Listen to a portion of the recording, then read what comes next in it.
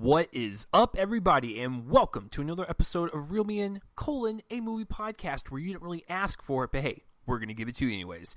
This is a podcast where we talk about anything, everything, and, well, anything about movies. I'm one of your co-hosts, Chase Lee, and hey guys, listen, if you're searching on the web for a movie podcast, you're into the new podcast game, you're like, I don't know where to go, like, I love movies, but I want to talk about them with, two lonely people in their bedrooms, and you just don't know where to go. Well, and you accidentally came across ours, don't be scared, come join the party, and, just talk about movies with us. And if you aren't a movie fan, hey, maybe we can convince you to be one, because movies are our passion, is what we do as our hobby, and, we just like doing it for you guys, for ourselves. It's just fun to talk about them. So, if you are a new listener, welcome. If you're a returning listener, welcome back. What we typically do, if you are new, we'll go over some movie news, some movie trailers that drop throughout the week and commentate on them for you guys. And then we'll have a review or reviews of movies that come out on that weekend, and of course box office results to accompany that. We might have like a blockbuster and an indie, a couple blockbusters, two indies, a bunch of surprise ones. You guys have no idea where the show is going to go, but we set the path and take you along this journey. This is episode 242. We are just a few months away from that 5-year mark. Whew. Oh God. If there's anything to reflect your age, it is that, how long you've been doing your podcast. So yeah, this is episode 242, and the main review of conversation, the main topic that we're going to explore is BlacKkKlansman, the new Spike Lee joint. Should be very, very interesting indeed, especially since last week we had Blind Spotting. It's just been an amazing, powerful kind of week in movies that kind of reflect the ugly nature of society, and so that's what we're going to be talking about. Joel's got a surprise review. I think you guys probably know what it is, since these were the only two movies that came out for this weekend.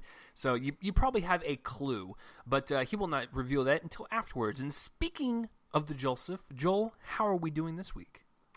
I'm doing pretty well. Not a very eventful week. Had my nephews over last weekend. That was fun. But other than that, just kind of been working, watching movies, doing stuff.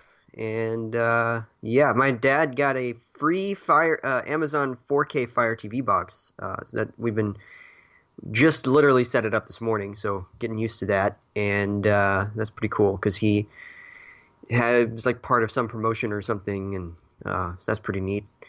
Other than that, just kind of typical week. How about you? Well, first, I must say, I'm going to go ahead and just speak out to your dad, because I obviously know that he listens to the podcast. Mr. Copling, that TV sounds amazing. If you would like to adopt me as one of your children so I can watch stuff on it, that'd be fantastic, sir. My week was pretty good. Very eventful in the Netflix arena, and, of course, catching up on movies for stuff that you and I are doing, and then watching a couple screeners. And, of course, reading comments on my Death of a Nation review, which is always fun. With Netflix stuff, just kind of give you guys a little insight into what I watch and what I do in my kind of off time when I'm not watching, movies. I saw Luke Cage Season 2, which I thought was pretty good for the most part. Glow Season 2, that's such a fantastic show. The Gorgeous Ladies of Wrestling. Watch that if you haven't. It's really great stuff. And I finally finished Season 1 of Mindhunter. My God, what a great show. All it is just interrogations, but it's some of the most riveting television that you'll watch right now. So that's what I watched in that arena. I saw We the Animals screener this past week. I'll do that review later because it doesn't come out until September. But this coming week, Joel, when Oscar season kind of kicks up, they start sending out all these invites for everything. And it's like, well, I've only got so many days in the week, and so I'm seeing a movie every single day this coming week. I'm not complaining, but it's just like, it's one of those things where they book it on Monday, then Tuesday, Wednesday, and Thursday. A couple Ethan Hawke movies, and of course I'm going to catch up on the other movie that came out this weekend, but I won't reveal that. And then, of course, catching up for next week's podcast. It's just a busy week, Joel. But that's what I like to do, is just stay busy, doing what we love. And of course, Joel's going to join me for one of them tomorrow. It's Yeah, it's gonna be a great week. But yeah, pretty. Yeah, it's our first. It's our first together in a while, just because of timing. I don't think I've been to one with you since the festival, kind of, but Yeah. really that doesn't count.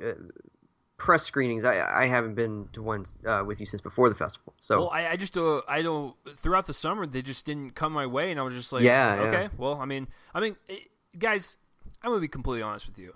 I'm gonna ride out this press critic train as long as I can before they like finally realize what I do, and they're just like, this guy's not real. Let's kick him off the list. So I'm just gonna ride this out until I have no accreditation anymore. I can confirm that Chase is not a real person. He's That's a true. he's a fake. I set up a fake email, a fake identity, and the real Chase Lee is actually in a gutter somewhere in probably Maine, and Stephen King is writing a novel about it. So that is where we're at right now. But Joel, our weeks were quite boring, to say the least. I mean, because you and I are boring people. We're just very one-dimensional. We have no personality. We're just very boring people. But you know what was not boring? Joel, what's happening in the news this week? What's going on with that? I know, oh boy is right, and I'm going to go ahead and kick back, grab my popcorn, and let Joel introduce this and go on a 2-hour tirade. You're welcome, ladies and gentlemen. Yeah, okay. So a lot of stuff happened with the Academy of Motion Picture Arts and Sciences this week. The first thing that happened really was that the current president, John Bailey, was reelected. And right after that happened, I think literally the next day, they sent a big press release about a bunch of changes that they were making. Now these weren't technically completely out of nowhere. We knew that they were freaking out from the ratings drop of the previous broadcast.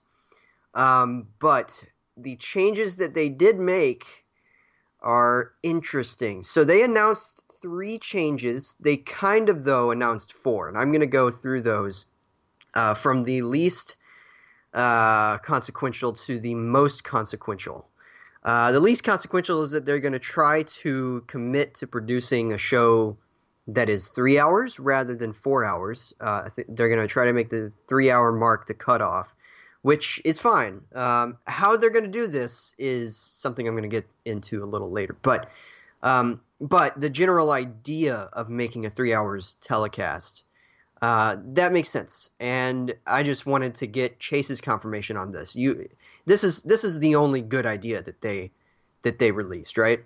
Yeah, I mean, if you want to think about time structure and slots in a television lineup, I mean, 4 hours is quite long. I don't really care. I can watch the Oscars all day, but if we're talking realistically, 3 hours is probably the more accessible time to the majority of the people that watch the Oscars. I could care either way, but I agree with you. This is definitely the least consequential out of all of them. Yeah.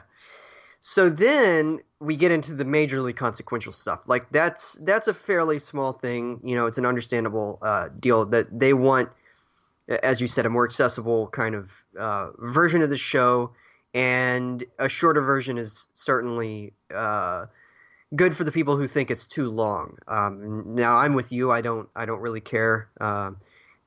It's part of what I do is just watching the Oscars. So if they wanted to make it 7:30 to 10:30 Central Standard Time, 8:30 to 11:30, I guess. Joel, let's keep it real. If the Oscars were a week long, you and I would watch it. I mean, that's is true. What we do.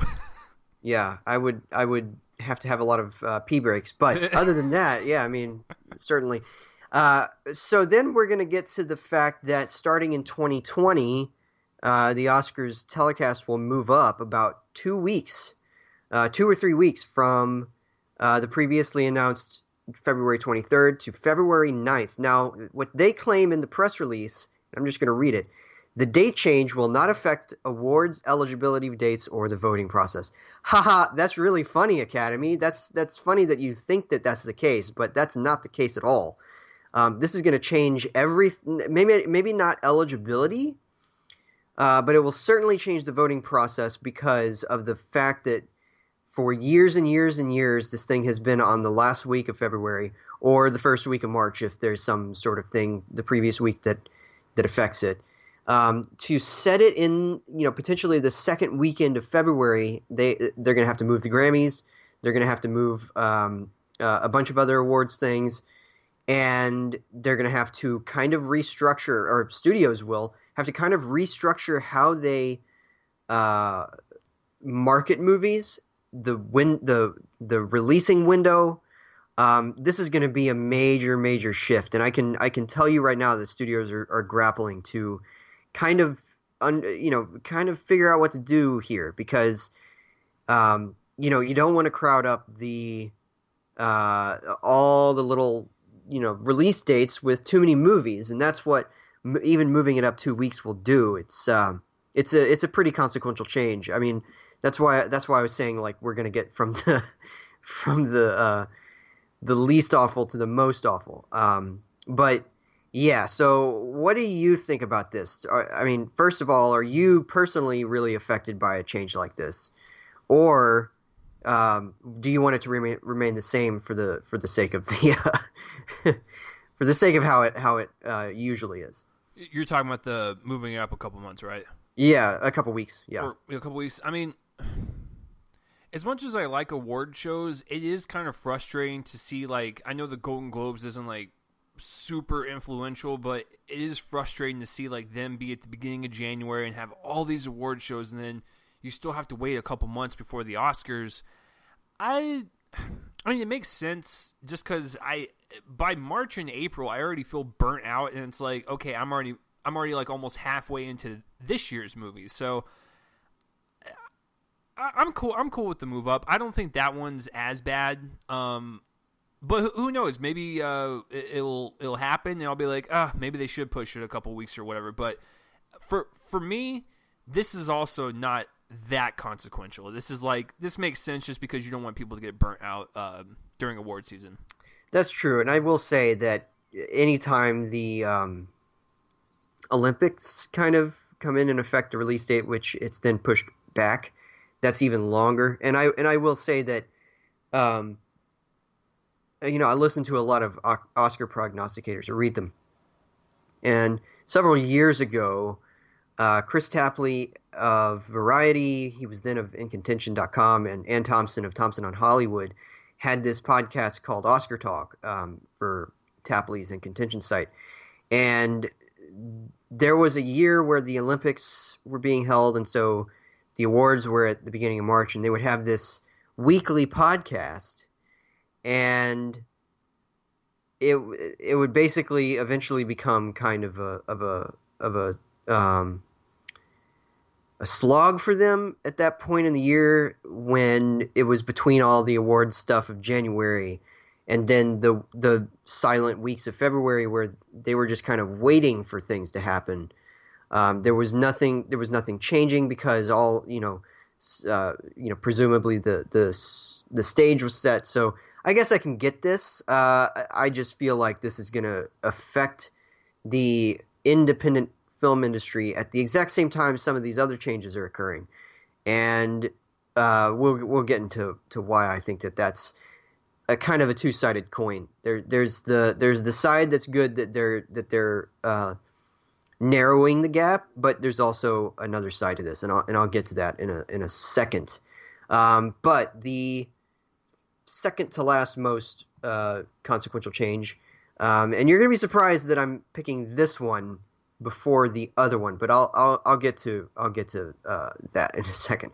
So they're also doing a new award category, and this is really, really weird. So this one's gonna be the Best Popular Film Award, or Outstanding Achievement in Popular Film, as the formal phrase is in the actual telecast. Now, we don't know the eligibility requirements or anything yet. I think that they're planning to release those just before Labor Day or something like that. So we'll be able to tell what those are then. But that's the problem, because they clearly don't know what they're doing. They don't know how to explain this properly to us, so they're just going to kind of push it off, and in hopes that by the time Labor Day comes around and we actually know this stuff, that just kind of the thing that's happening we'll be able to get used to it. But I don't think we're ever going to be able to get used to this when we know that this is where stuff like Black Panther is going to be shoved off to. And I suspect that this is where Get Out would have been shoved off to last year, because that was a major popular film. But again, we don't know what the eligibility requirements are. Are they box office? Are they, theaters? This is something that Ann Thompson was talking about with Aaron Cohn on their Screen Talk show for IndieWire. Was, are we basically kind of coming up to essentially what we think is going on here is that they are going to push this off to the big movies that don't really, quote unquote, belong in other categories. Now we know that a movie that is eligible for popular film is also eligible for Best Picture, but think about what that has done for Best Foreign Film, for instance, or Best Animated Feature whenever they made those separate things from Best Picture. The movies that are eligible for those tend to go into those categories and not so much into Best Picture. We've had a few exceptions, Toy Story 3 and Up and all that, but with animated feature and, Amour was nominated for Best Picture and all that. But for the most part, it seems like they've pretty much gone to best, their little side, their little specifically sectioned out categories, and that's where stuff like Black Panther is going to be in this case. I can assure you that whatever Best Popular Film is, Black Panther falls into that category because it's an extreme critical favorite. It's one of the biggest movies of the year. It's a superhero movie, so it's mainstream. It's not really in that kind of midway between independent and mainstream that the Oscars like. And as multiple people have pointed out, if only The Dark Knight had been nominated for Best Picture in 2008, none of this would have happened. We wouldn't have had the initial decision to make 10 Best Picture nominees, and then the backtrack on that to make it up to 10 nominees in 2011, I think it was. And then, it just wouldn't have happened. We wouldn't have had all these different changes. It's just that the Academy, this tells us, if nothing else tells us, this tells us that they are frightened of superhero movies being nominated. And I think that for big awards like this, they had the one, which was Heath Ledger's win for The Dark Knight in the big major categories, but and then Logan was nominated in screenplay. But other than those two things, I don't think anything else has been nominated in a major category. And so it's just really not comic book movies, superhero movies. By the way, there have been a couple of comic book movies that have gotten big nominations, but superhero movies in particular seem to be. They seem to be a bunch of elitists over there who think that essentially that superhero movies and the like are below them, so they have to shove them off into this category. And it was as we found out, this was Disney's doing, because ABC, owned by Disney, was pushing them to make changes, and because they want better ratings and more money, because that's how they make all their money. Is like 70.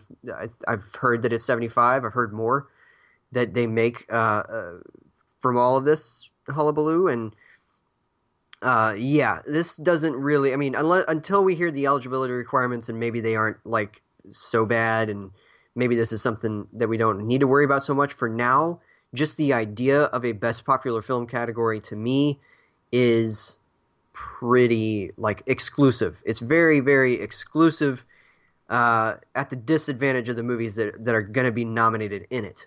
Not at the disadvantage of everything else. Although you're kind of saying that other movies are not popular that are in kind of Best Picture, for instance. If Best Picture is a bunch of movies that are not in Best Popular Film, then you're kind of saying that the movies in Best Picture are not popular. And by not putting them in that category. And so this is just a very exclusionary thing to me, and I don't like it. So, are your thoughts pretty much the same? Huh. Well, I never thought in a million years that the Oscars would reveal Best Kiss as an award 5 years from now. Listen, I remember when I was sitting in a hotel room in Florida on a business trip. Don't ask why, but I do remember this. I walked into the hotel room, turned on the TV, and I was like, all right, let's go watch a little something, kind of chill for a little bit. And I came across MTV. Now, I'm not ashamed of this. I'm going to go ahead and just say it. I watch trash TV. I watch reality shows, well, quote-unquote reality shows. I like it. It's junk food, very pointless entertainment, but sue me. Anyways, MTV has the very popular their movie awards or whatever that happens even later than the Oscars, which makes no sense, but whatever. I watched 5 minutes of it, and it was pretty dumb. And this is coming from a guy that has sat through Real World seasons, Jersey Shore seasons, and a bunch of terrible, terrible competition shows. It was unbearable, and it was almost like, dumbing down to like, people that see like 3 movies a year, and it felt like they were talking down to people like, hey, this is going to be best action scene featuring guys that start with the letter J in their name, and it's just like, why is this an award? Why is this? And so when they came out with the announcement with the most popular thing, that's what I immediately thought of. I was like, oh no, we're stripping integrity from this award show. This is not what the Oscars are about. If we're going to expand categories, do it in a more reasonable sense, whether it be, stunt work or casting director stuff or just anything to do with the industry. Popular film, just to get ratings, is some of the sleaziest thing I've seen in a while. And oh God, and it's hard for me to say all this because I like Disney movies. I like what they're doing with the Marvel universe. I like some of their stuff, but when you tell the board to, oh, we got to boost ratings, please do something quick, we have to become MTV, and it's like, no, you don't. The great thing about the Oscars is that it's celebration of all film. There are blockbusters in there. There are indie films in there. And, some of our choices might not win. And that political discussion is for another, topic of conversation, because I do think that's dirty as well. But, it's just nice to see a celebration of everything and to see smaller movies get recognized, see bigger ones get nominated for technical stuff. Like, that stuff is exciting to me. When you start putting the most popular film in a ceremony, it dumbs down the entire thing for me just so you can get a bigger ratings boost for one award. That's stupid. So all these people that don't watch the Oscars, you think you're gonna reel them in for one category and they're just gonna stop watching. Well, what's the logic in that? And then another question I have is when they announced this, and I'm gonna go ahead and just read this verbatim because this is exactly what I thought of from Dan Merle's Twitter page. What counts as popular? Is it the budget? Is it box office? Is it critical acclaim? Audience acclaim? Those are questions you have to ask. Now, I'm going to take 2 big movies of the year so far, ironically from the same company that's destroying this award show, Disney, with Black Panther and Avengers Infinity War. I'm assuming if this category were to go through, these 2 would probably be in there. Now, let's look at those questions that Dan asked. Okay, budget. Avengers Infinity War has a bigger budget. Let's talk about box office. Black Panther has the bigger domestic. Avengers has the biggest worldwide. What about critical acclaim? Black Panther's got better critical acclaim than Avengers Infinity War. What about audience acclaim? It's about split. But do you see my point though? Like, how do you judge that? Like, what category something is popular? If you're just going straight up just worldwide numbers, why do you have to have a category? Because guess what? Avengers Infinity War, nothing's going to touch it this year. That thing's already a set lock for that win, if that's how you're judging it. If it's domestic, you can also just quit because Black Panther is going to win that. No film is going to reach that this year. So I don't understand the need for it. It takes away like I said, the integrity of the award shows. I may not agree with all the wins and the losses and stuff, but, and like I said, that's a whole like political thing that's within that system that is very dirty. People, trying to, convince other people to get their film. I understand all that stuff, but this category just seems very pointless to me. And we are going down a slippery slope, because if you start allowing this stuff, who knows what other dumb categories they're going to create in future years for ratings. And it's going to turn into MTV, and I'm not for that, Joel. Not for it at all. And I think you're right. Like, with the whole creating this category, you're basically just saying, like, Black Panther was a huge success. It's got no chance being nominated for Best Picture, so let's slap it in the popular film category. And this is coming from a person that just thought Black Panther was okay. I don't think it has any business being anywhere near nominated Best Picture quality, but it creating a popular category is pointing out movies like that, Avengers Infinity War, Jurassic World Fallen Kingdom. Like, you're basically ousting those films, and it's just it's kind of disappointing that Disney's just telling them to do this, because they've been airing the Oscars on the ABC for like the longest time. Why are ratings now a concern?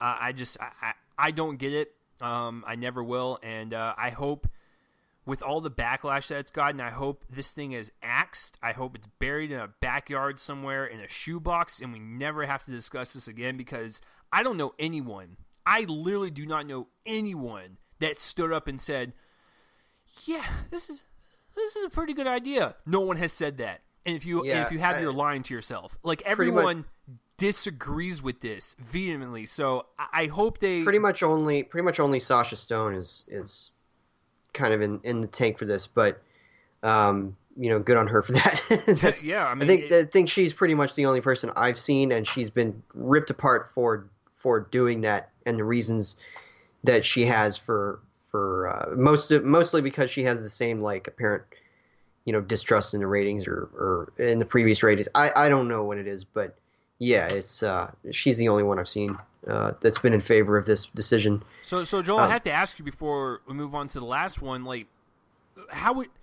doesn't that confuse you? Like, how would you qualify something as popular? Would you go by box office? Would you go by budget? Would you go by reviews? Would you go by stupid comments on a message board? Like, how would you judge that? I guess that I would have to do all of them at once, but I don't know how they're going to do that, because there's really popular independent movies. Yeah, there is. And Hereditary. Hereditary is the biggest. Leave No Trace is the best reviewed movie of the year. I think it's still at 100%. I'm going to go look that up while I'm talking, but there's a whole other question here too, where you have all these new members that they brought on. And one of those, and I'm just going to bring up one as an example. I don't know if he accepted the invitation, but if he did, then he's in the Academy. And of course, you have to accept. That's the whole thing. But, okay.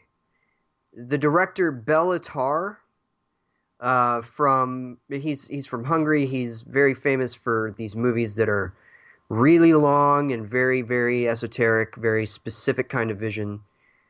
He was just invited. He's been retired for several years, but he's been invited because he's kind of a formative voice for a lot of people. He's certainly inspired a specific kind of style in some directors. Is he going to care one lick about Best Popular Film, and is he going to watch the movies in order to vote for them? One has to assume that there's a preferential ballot going on in this thing. I don't know how that works for the other categories. I know that it's in Best Picture, but it's just so weird. Hong Sang-soo, I'm not sure if he's Chinese or Japanese director, or some other Eastern country. I think he's a new member. Maybe not this year. I think he might have been added last year. But is he going to care about any of this? Is he gonna watch Avengers: Infinity War if he hasn't seen all of the other Marvel movies? It's just a bunch of claptrap. It's bad, and I just don't understand why they're kind of leaving this up to chance, because of course, obviously they're not going to be voting on most popular film, because that would be who knows what. Who knows what that would be? Probably Black Panther, in which case this is, as somebody put it, it's consolation prize.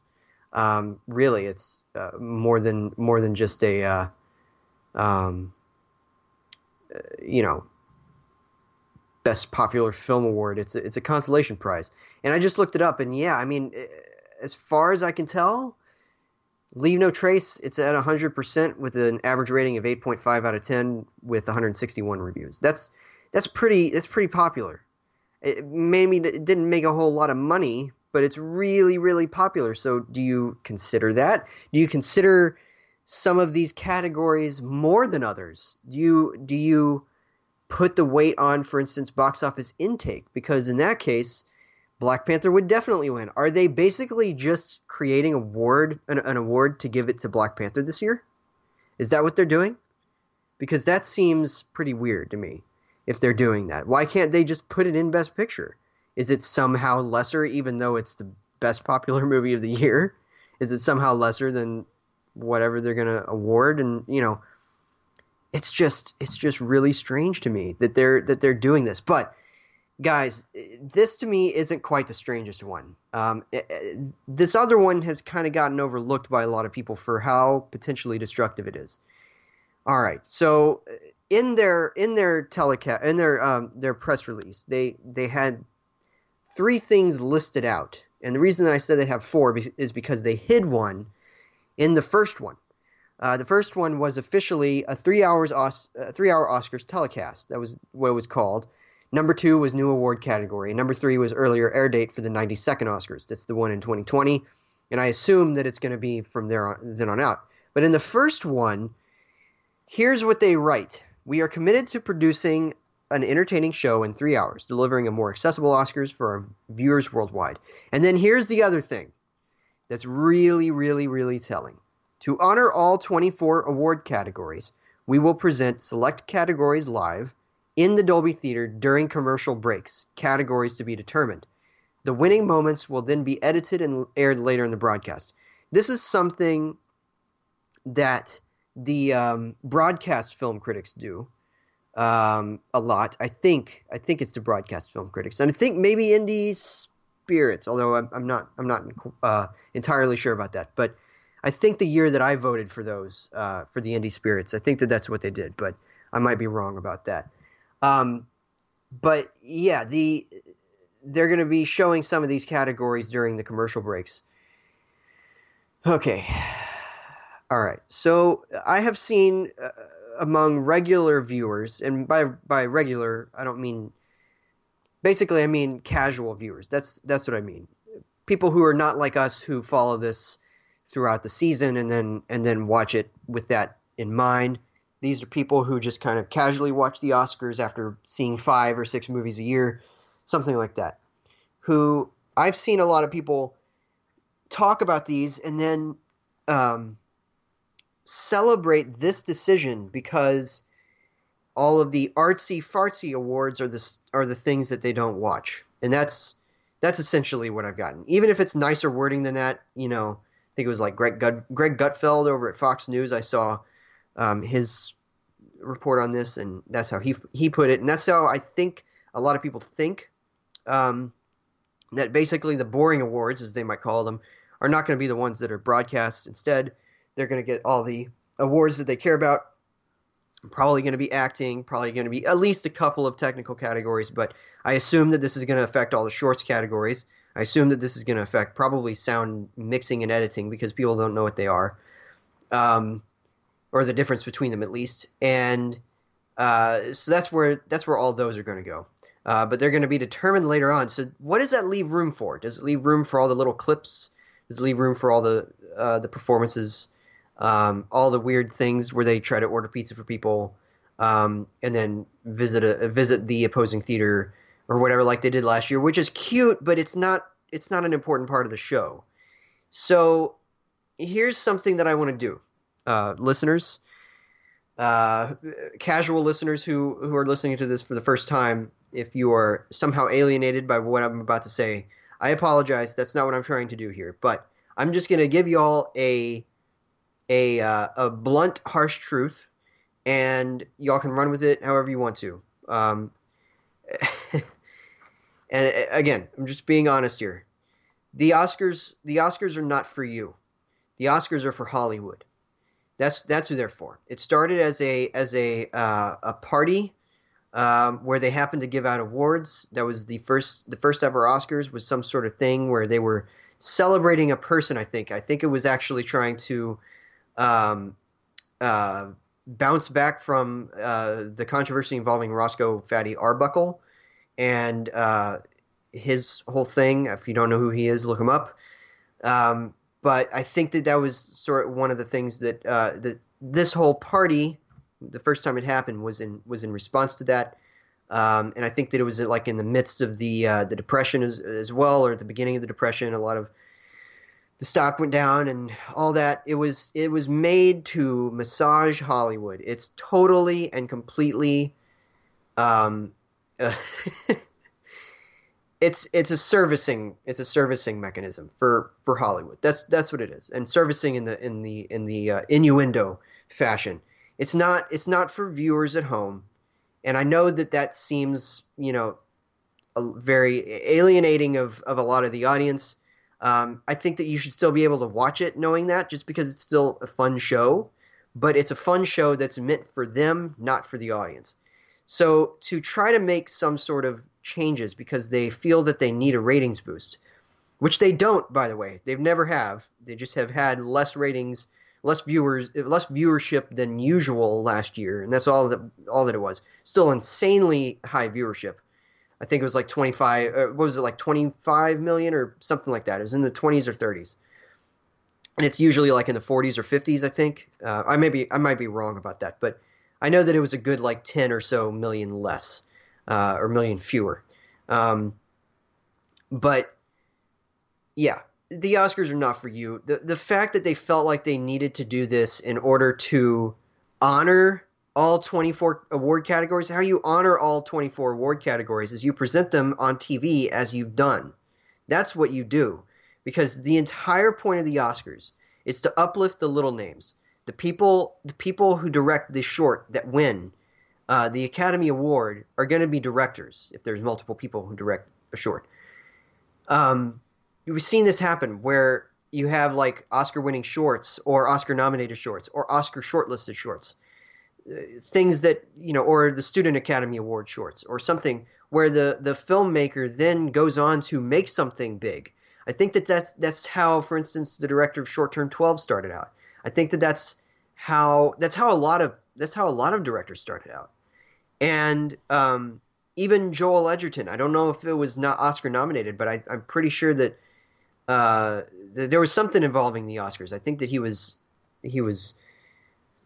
maybe in the Student Academy Awards at some point. I think I remember that. But that's how these directors start. They start by, or some of them make their name by being included on the Oscars as the director of an Oscar-winning or nominated short.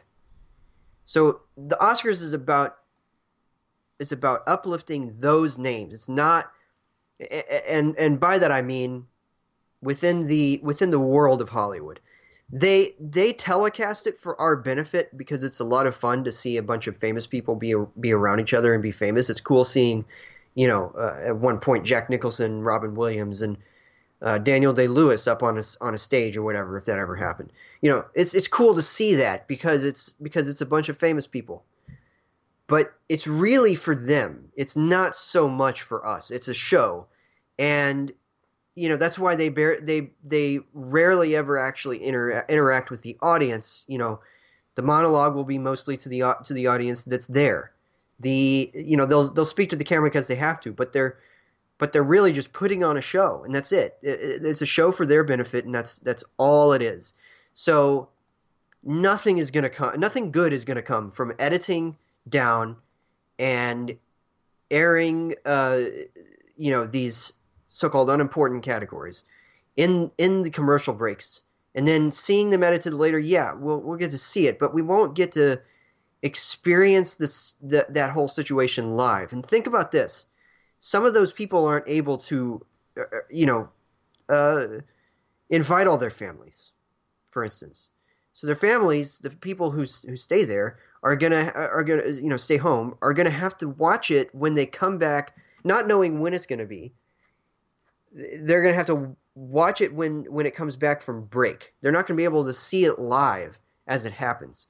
And so you're really kind of doing everyone that's been nominated a disadvantage because you're kind of vaulting certain ones over other ones, and obviously best popular film is going to be something that is going to be telecast.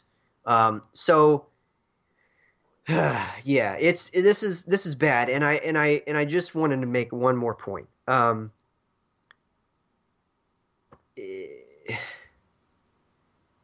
All of those I have a feeling that best popular film, to kind of return to Chase's point about, you know, how are they going to do this?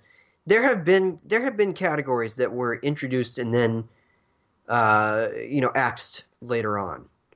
And I have a feeling that if this thing really turns out to be as unpopular as it is, then it's going to show very clearly, maybe not in the ratings, but in the response. And if they do anything smartly, then they will judge response after the initial response that it's had. They will definitely have to, maybe this might boost some of the ratings just because people are so interested, but that's kind of cheap to do that. And if that's, what they're doing it for, then shame on them. But I have a feeling that there's going to be a big ratings hit in some way to this. And so I have a feeling that this might be the first and last time we ever see Best Popular Film. I have a feeling that this is going to be one of those like curios that people ask about, several years down the line. They'll notice they have books released every few years of Oscar winners. They send them to libraries and all that, and you can buy them in Barnes & Noble and stuff, and it'll just list the winners. And so this will obviously be something for somebody who gets the new book in like 2022 or whenever they have another one. It might be every 10 years, so whatever. They'll see this and be like, whoa, how did that happen? And there'll be a story to tell them. But I have a feeling that this is not going to last very long. Chris Tapley actually said, his prediction is that they're gonna axe all of this stuff except the 3-hour telecast, and they're gonna just still try to make that work. Maybe give us less performances. I've always thought, honestly, that the whole like musical performance thing is kind of a relic. What they really need to do is they need to do it montage style, and just give us a piece of the chorus of each song back to back to back, set to images from the movie. Or like the performance of the piece, if it's a musical number in the movie. That would be the smartest thing. That would save a lot of time. Now, of course, you don't get to invite a bunch of musical artists on to perform the numbers, but whatever. We can just watch the music video or listen to it in the movie. It's just anyway. So there's a bunch of stuff that they can do that can save what they think is the ratings issue, but they're looking in the wrong direction. It isn't specifically the categories that bore people. It's the whole presentation of it as this like big thing, this big musical that happens to have awards, interspersed around or whatever I'm trying to say, not interspersed. Yeah. Anyway, my rant is over on this. I think it's the most destructive thing that they did this week.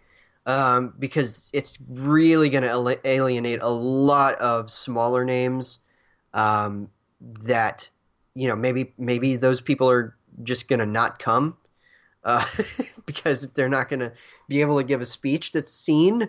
I doubt that if they're editing those moments and airing them later that they're going to air part of their acceptance speech. I doubt that that's going to happen because you only have so much time. So, well, and the thing with those categories, just to kind of wrap this up, not only that, I think it's a hassle for the editors to like try to edit something really quickly between commercial breaks. Like it just seems like a hectic environment that really is uncalled for. And I've said this for years because there's pointless award shows all over the place. So why not actually have something of substance? Take all these, independent filmmakers and stuff and have their own ceremony.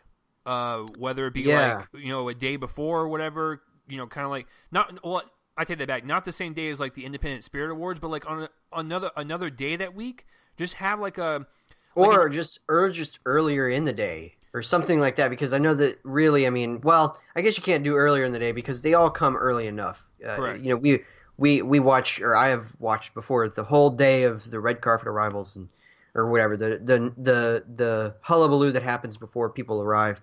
I guess that would but like on Friday or something, like Friday afternoon. Yeah, no, and like I said, I totally get you in honoring, up and coming filmmakers. That's awesome. I'm all for that.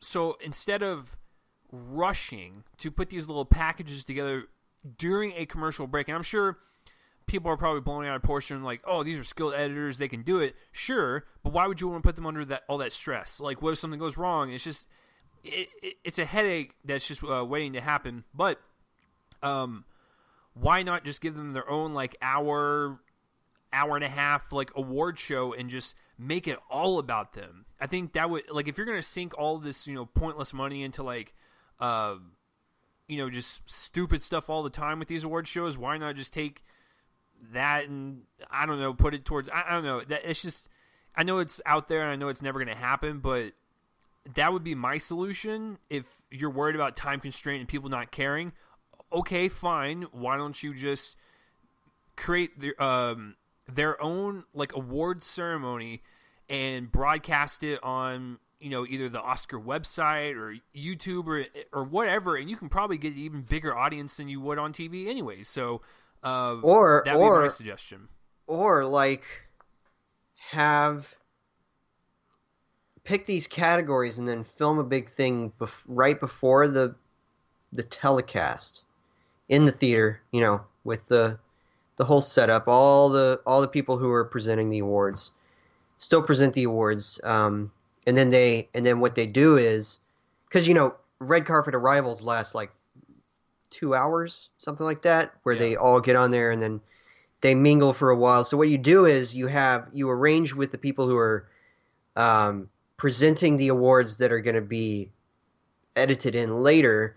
Then what you do is about halfway through the show, you kind of do this thing, maybe about an hour and a half in the show, give the editors about an hour and a half to arrange some sort of product that makes sense. That's still not a lot of time to edit something, but still, then what they can do is, like, right in the middle of the show, they say, okay, well, we're going to take a little break, but here's all the awards that we arranged earlier. But then again, if they do that, they might as well just include them in the show. So it's like, it just doesn't really make any sense, because you're going to have to show it at some point. And if you're just trying to make it, go quicker, I just don't understand it. It's just weird, because you're not going to get any of the acceptance speeches. Joel, what is like the perfect way to describe this whole situation is, I'm assuming, I'm not basing this on anything. This is just purely for joke reasons, but I'm just imagining, like, a member of the Academy walking in to the meeting or whatever, and they're like probably like 38 years old, so they're not even that much older than us. They're like, man, these kids nowadays, they're just, their attention spans are all over the place. We're just getting so old. And it's like, you're like in your 30s, so like, and they're just like, we got to relate to these kids, man. And it's like they're blowing all these out of proportion. They just think everyone's dumb, and they just want to see like popular films and stuff. And it's like, you're in your 30s. You're not even that much older. So that's what I feel like happened. And it's like all these younger people in the Academy had the meeting with the board, and they're like, man, yeah, we got to appeal to the younger people. You know what I'm saying? Like, maybe we can just do that. And it was probably just a suggestion, and they probably brushed it off. And then ABC was just like, we have to, we got to boost these ratings. You know what I'm saying? And so they're like, oh my God, we can go back to the whole popular film thing. It's like, no, stop that. Yeah, it's... boy. All right, guys, that's our wads blown. Just Academy, just stop, just reverse all this. I have a feeling that they will after this year, if not before Labor Day. Maybe they'll take another vote and realize that they were stupid idiots, at least about the popular film thing. Yeah. If they can get rid of the popular film thing, then I guess then that kind of makes them remove all the other categories in vain. But then it would make a little bit more sense. Maybe they could put a couple of those categories back into the show. But yeah, it's going to be really interesting to see. For instance, like with the popular film thing, where are they going to put that? Like, are they just going to do it right before Best Picture? I don't. I don't understand any of this. It's just why not add best ensemble film? Why not add best stunt work? Why not add best first film? Why not add which I guess best first film would be harder, also kind of hard to determine that. But yeah, just Or I mean, anything. start going by genres: best comedy, best horror, whatever. Like Yeah, anything yeah, other than popular film. yeah. Well, because with best horror film, it's still exclusionary because then the horror films would all congregate to that category, not best picture. So, for instance, like Hereditary would be in horror film; it wouldn't be in best picture. Because people are not going to put it in both categories. If they can put something in a specific targeted category and then put something else into the broad category that maybe they want to highlight, it kind of just dilutes the thing, which I guess works in Best Picture's favor just because they can then put stuff like, what if somebody really liked Lean on Pete? But Well, I guess I got. my only like counter argument to that is like if you put movies like that into the stratosphere under that category, I know it's very it's ousting it into that category, but it's putting more eyes and awareness on it versus like popular films where everyone knows about these movies. There's no reason to have awareness for all these movies because guess what? They're popular. So why do you need to put a spotlight on them? You know what I'm saying? Yeah, So like, that's true. And I will say that there is another side to this. If they can figure out a way to make best popular film work, maybe they can. I mean, it would be quite the cost. But if they didn't, if they decided that Black Panther wasn't best picture material, maybe they can put something in there that's a little less obvious. Maybe First Reform can kind of make its way in there or something like that, which is fine. But it's at the expense of the taste of the other category, kind of being this specific thing that feels like, John Bailey, who is, excuse the term, but he's a stuffy old man, probably wants all the popular films to be kind of shunted off to the side. That's my guess. And I have a feeling that that's why this thing exists. And so maybe, it can be kind of a good news, bad news situation because you might have some interesting movies in Best Picture that and they're in there because some of the more obvious choices are in Best Popular Film. But then again, it's at the expense of Best Popular Film being full of movies that are excluded from Best Picture. So it's kind of a two-way road. But I don't think that they really considered that, or they did and they just don't care. I really don't understand. It's baffling. All right, guys, that is our one piece of news this week. We are not covering anything else. As you could tell, we kind of went longer on it than usual, but I kind of wanted this to be the one bit of news. Really, it's kind of four bits of news because it was four pieces of one thing. So a lot of things happened. So I guess you could say it's four pieces of news just happen to be all surrounding the Academy. Yeah, so that's kind of our one bit this week. Tell us what you think about it in the comments. If you think, for instance, that this is not a bad thing, tell us that. If you agree with us, let us know. I'm really curious to get some conversation started about this because it's certainly big news. And now we are going to move on to our trailers, and we don't have very many trailers either. So, and in fact. We only actually have two movie trailers. The first thing that I'm going to bring up is a limited series, not a movie, and that is Maniac. Two of these are from Netflix, and this is the first one of those two. This one is a very, very unconventional sequel to Superbad that stars Jonah Hill and Emma Stone. And this one is kind of crazy. They are experiments, sort of, or they're test subjects in an experiment uh, led by Justin Theroux. Sally Field's also involved. I think might play Theroux's boss in this particular scenario. This one looks really cool, and I like the performances that we're seeing from Hill and Stone. Again, they look so far removed from their roles on on Superbad. Jonah Hill has lost a lot of weight and kind of looks a bit gaunt. And I guess that's fitting for the role. And it looks pretty crazy. It looks like it goes into various realities, maybe, kind of dreams or dreamscapes or imagination, something like that. But there's various different period costumes that they have, sci-fi costumes. It looks really cool. I'm a fan of this. I'm definitely it looks sort of Westworldy to me in a way, and I am down. So I can't wait to watch this. And I know that you, Chase, cannot wait to watch this because this is very much a you kind of show.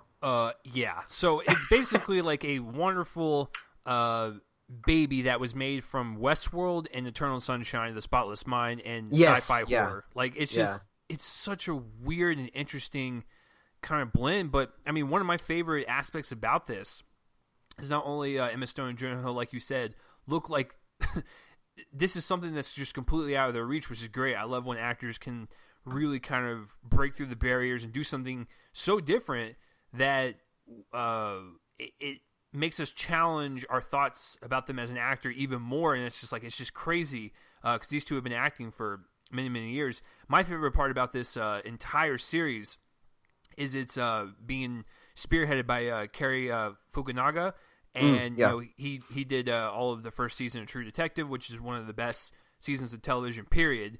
I still need I still need to finish the second season, but that first season is absolutely tremendous. Yeah, it is. It is great filmmaking, storytelling, everything. It's wonderful, and I would have actually as much as I am a huge fan of the It movie from last year, I would have loved to seen his original take on it because he was originally attached to it. So but this trailer gave me everything I wanted. It was weird. It was terrifying. It's going to give us two performances that are going to be completely just out of bounds. I'm all for this, and I cannot wait. I believe it's September 21st is when they drop all the episodes on the Netflix. It's my favorite. It's my favorite trailer. It's probably yours too, right? I don't know, man. Oh, really? Actually, to be honest with you, I like all three of them. But if I had to pick like a best one, it's between this one and the last one. But we'll get to that. This next one is totally up my alley once again. It's almost like Hollywood just knew we were doing another episode this week, and they're like, hey, let's just release all these trailers that no one's going to see except for Chase and his money. So this one is like if Harry Potter was on acid, and this one is Slaughterhouse Rules. And you would think it's like a Simon Pegg, Nick Frost creation because they're both in it. They're both heavily featured. But it's actually not. They're just in it. They did not write it. Well, hold on. Because last time I checked, they didn't write it. They didn't direct it. They're not a part of it. Just purely acting. But it resembles kind of like that weird, quirky British comedy style that they're kind of used to with the Edgar Wright films and everything. But this one is about a boarding school, and it becomes like this battleground for all these like creatures that start popping up out of this fracking sinkhole, and they start attacking the students. And it's crazy, it's insane, and it almost reminds me of I think it was a couple years ago. I didn't really care for the movie, but it had the same vibe as like a Scout's Guide to the Zombie Apocalypse, where it's just like a ridiculous movie that would only come out around Halloween, and you watch it once and never again. It's not a bad thing, but that's what it reminded me of. I didn't really care for that movie per se, but I will give this one a shot because, like I said, it looks like over-the-top, gory fun, and I'm a huge fan of Pegg and Frost, and I will watch anything, for the most part, with them in it. And I think them taking what they did in like Shaun of the Dead, and I'm not saying this is going to come anywhere close to it, but like taking that kind of like route with this one and having them that would be difficult to do, though. it would be very difficult to top that or even come close to it. But if I had to peg pun intended, peg a movie that was going to kind of emulate that style, this would kind of be it, and I'm all for that just because I love that movie so much. But this looks like a goofy, fun time. It could be absolutely awful, but I love these kind of horror comedies that take premises and kind of twist them on its head. And it even got so Harry Potter-y to a point where like there was a bully that had the Draco Malfoy haircut, and I'm pretty sure they're going to be making fun of that in the movie. So I'm all for that. Even that scene just heightened it for me. But I mean, Joel, I know you're not like super pumped about it, but I mean, it looks like dumb fun. I am super pumped about it. I think that this looks awesome. Just so wild and wacky, bloody, gory. I love that.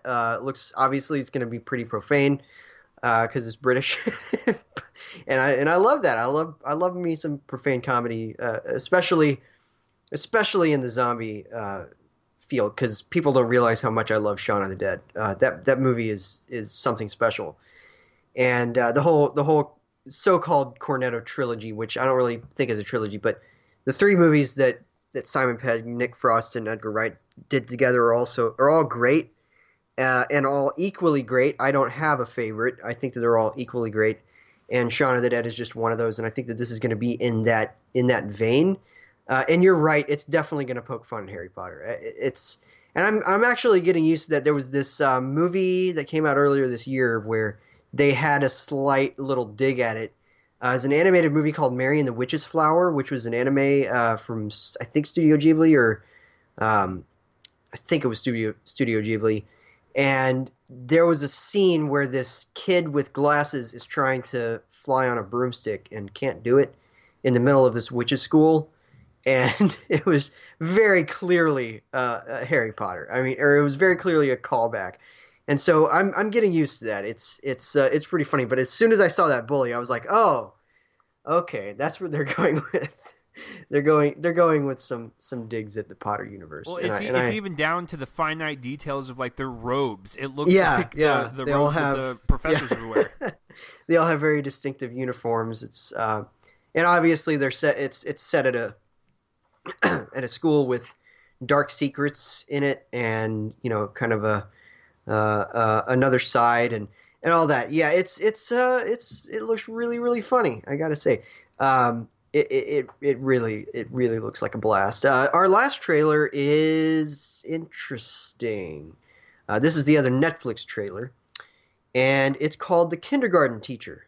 This one stars Maggie Gyllenhaal, who plays a kindergarten teacher. Joel, say it isn't so. Say it is not so. No, but the plot of this one is that Gyllenhaal's character is teaching a class and comes upon a new student who is very young and comes up with a poem that, in its phrasing and rhythm and everything, suggests to her that he is a young prodigy. And so she tries to make some paths for him. The parents are strongly opposed to anything that might make him anything sort of special. They just want him to live his life. And she slowly becomes obsessed with the possibility of him becoming more than he is. And so she, it very strongly suggests she kidnaps him and tries to make this is kind of just make possibilities for him happen. Okay, as a trailer, it's really strong. And that's what we review with the trailers. We review the trailers for what they are. It's very strong, very tense. I was certainly, kind of on the edge of my seat. Actually, I don't remember if I watched this while sitting down. But anyway, whatever. It was the equivalent of, at the edge of my seat and everything. And it's well cut. It looks like Gyllenhaal is really strong. Certainly the critic quotes in the trailer suggest that she is. I gotta say, though, this premise is really troubling to me, and I don't know how they're gonna pull this off in a way that isn't completely off-putting. And that's basically my only thought. But as a trailer, it's well edited. It's really tense. Netflix knows how to edit trailers. Obviously, they made the best of the week for me, at least, with Maniac. and they made that look really good. They make this look really good, but there's going to be quite a bit of quite a hurdle for me to try to figure out what they're going after here until I see the movie. And maybe when I see it, it's less almost creepy. But for now, this premise is a bit off-putting to me. So that's all I'll say about this one. And I'll let you talk. Yeah, no, as a trailer and its editing style, it is tense. It ratchets up the tension in a progressive way, and then just ends with a bang, and then it makes you go, I want to see this.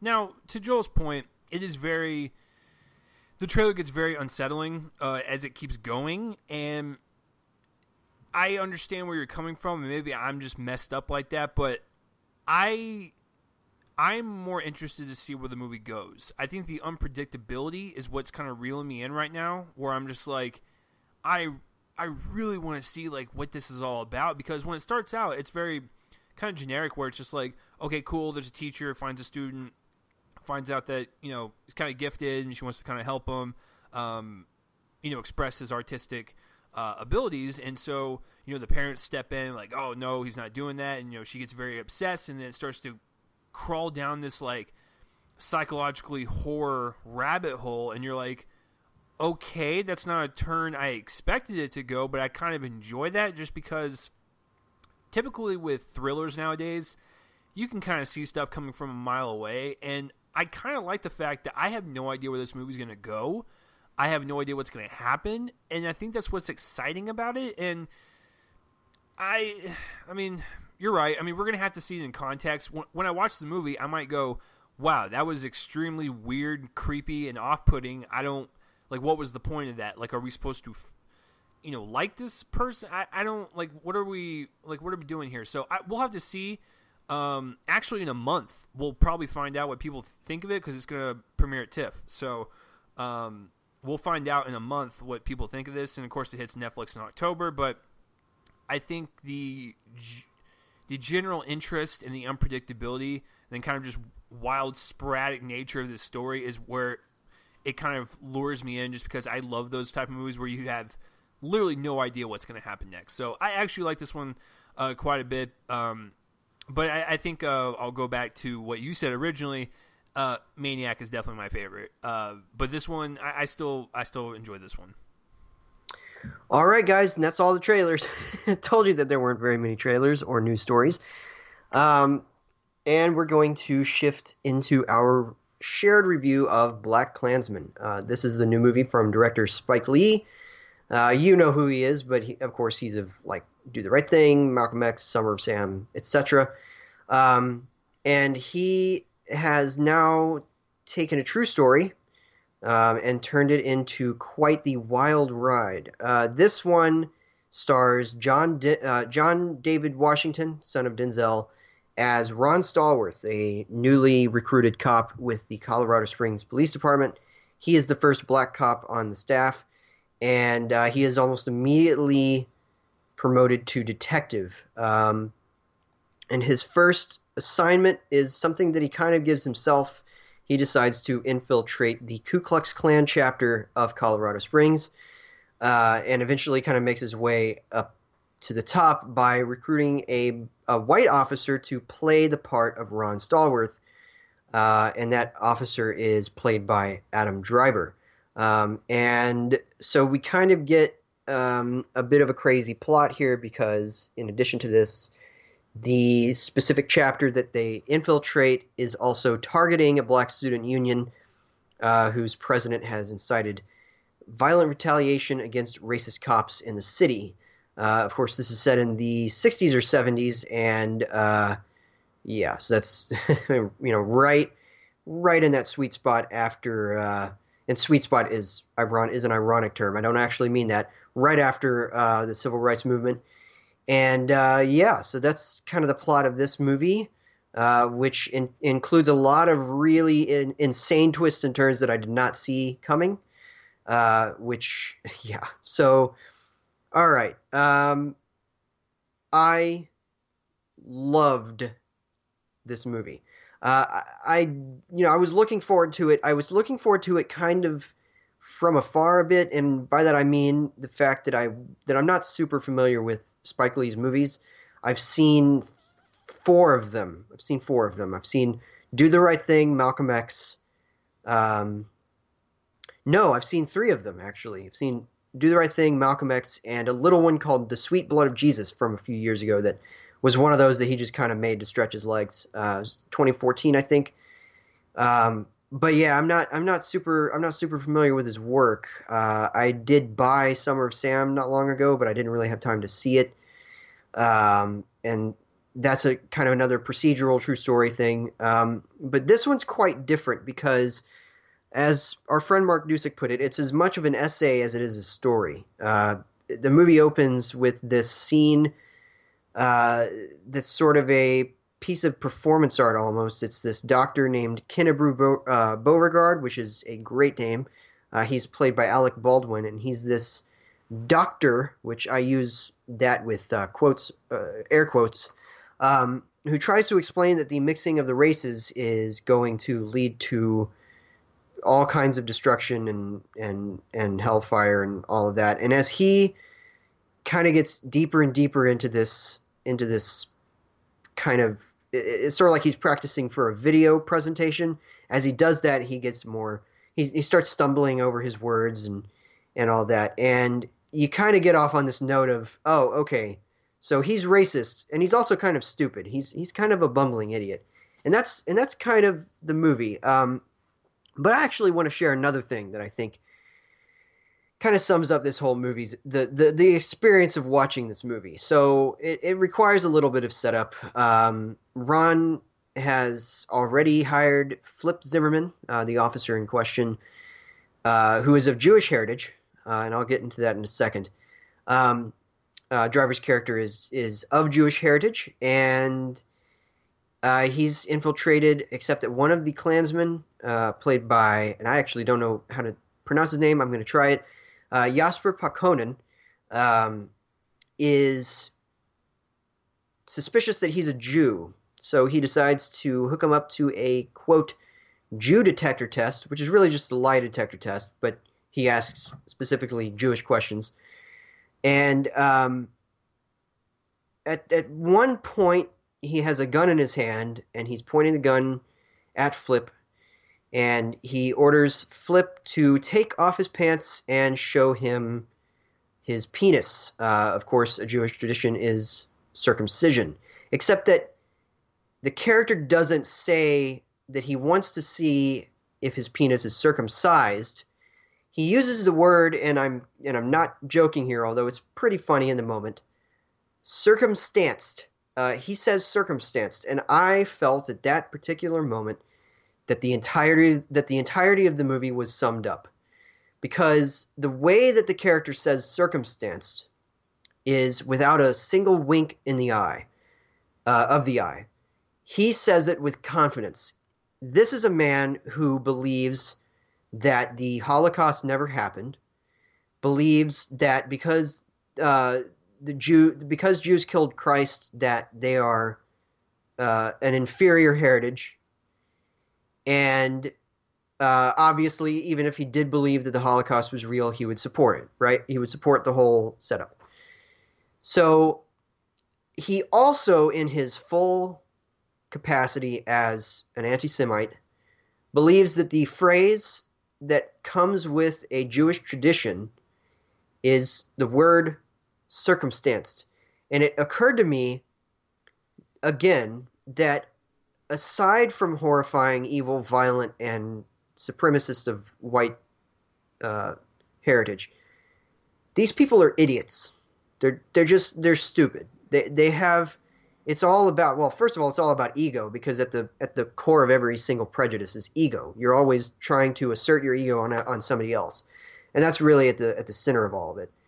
But it's kind of this idea of toxic white masculinity in a person, because he's so completely insecure about himself, ultimately, that he must assert his ego and his what he thinks is supremacy over this man he thinks is a Jew, even though the character that Driver's character is playing is very much a white supremacist as well. And in fact, in the scene, you can see the disgust as on Driver's character's face as he talks about what a blessing the Holocaust was. That he believes it happened, but he believes it was a good thing. And all the reasons that I won't repeat here because it's useless. You can kind of get the idea that this character that he's playing loves the idea of the Holocaust. And so it's alternately horrifying because, again, this is a character with a gun in his hand. He's very, very threatening, but he's also an idiot. And it's really funny to see and kind of absurd to see this take shape. And so that kind of is reflected in the whole movie. And it's kind of ironic that it doesn't involve a character of a different color because it's obviously called BlacKkKlansman, and it's about a black man infiltrating the KKK, although people have to remember that even above the racial consideration, it's heritage that the KKK is particularly watchful of, even more than race. It's all about heritage, and part of that, it's almost as if race is secondary and almost a casualty in the whole heritage thing, because obviously if they think that white heritage is the best, then they think black heritage is the worst, and they use a lot of words, obviously, to specific kind of words, epithets, to show that, in their speech. But it is that scene that really kind of defined the movie, that as much as, if the real Ron Stallworth were in this situation, he would be a target. And he is kind of in this situation in a certain capacity at one point that I won't reveal. He and Flip would be pretty much equal targets in a room together. And so yeah, this is because of that kind of dynamic. This is a really strong movie. It is incredibly deeply felt, but it's also wildly entertaining in terms of how the plot plays out as this series of completely unpredictable situations kind of spiral out of control. The ending, how this all turns out, is some of the most. It sort of reminded me of Inglourious Basterds in a certain way, in this way that it just kind of throws everything at the wall, all the twists that it can in the last, like 20 minutes or so. And it also then directly implicates people. So one of the supporting characters in the narrative is David Duke, who at this point is the newly appointed so-called national director, but really just Grand Wizard of the Klan. He also has political aspirations, and he's played by Topher Grace, who's really good here, actually. I was surprised. I've heard that he apparently needed to decompress a lot at the end of every day after playing this character. And I honestly forgot to look up how it was, but I think it was watching a certain movie or show or something. And he needed to, in order to kind of decompress after playing a character like this. But interestingly enough, it's kind of, he plays him as this, superficially peaceful guy who preaches against violence, but also doesn't actually do anything to stop it, which is very important because that's who David Duke is.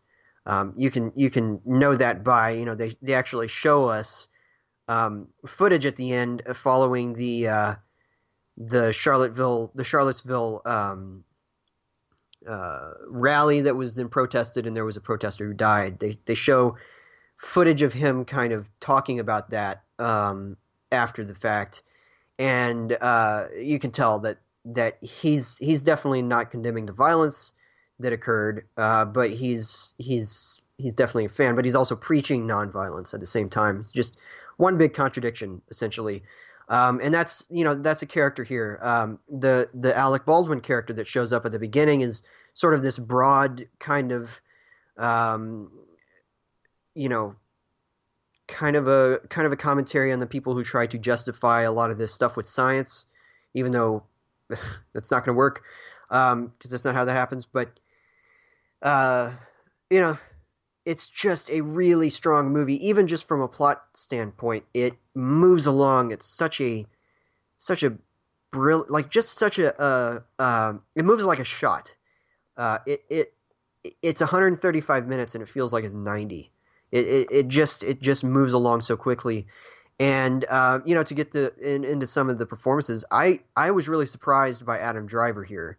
There's a moment where he starts realizing, he's of Jewish heritage, and the reason I keep putting it like that is because he's not practicing Jewish. He wasn't raised as under the Jewish traditions. He wasn't raised like that. He never went to synagogue, and he never had a bar mitzvah, never went to them. So he's not a practicing person of the Jewish faith, but he is of Jewish heritage, and he realizes in this scene where he has received the Ku Klux Klan membership card that he started thinking about himself in those terms for the first time ever. And you can tell that he's frightened and saddened by that because of how Driver just very resolutely kind of just kind of gives a spiel about that. And, because there's a concern that he's kind of been passing as this WASP who, very Christian guy, in the Presbyterian or Baptist sense. And, it's just a really good role. And then, of course, John David Washington, who sets himself apart from his dad in certain ways, although there are definitely ways that he can't. The way they laugh is exactly the same, for instance. There's, just certain like expressions, the way that they can emote by not moving their eyes at all is very similar. But in every other way, this is a performance that sets itself apart from Denzel Washington. And I think that he's superb here. It's a tricky role because for both of them, really. For Washington, it's it's sort of a reactive role in a lot of ways, because his character, for his skin color, not just from the KKK but from his fellow police officers, one in particular at his department, he's the target of a lot of suspicion or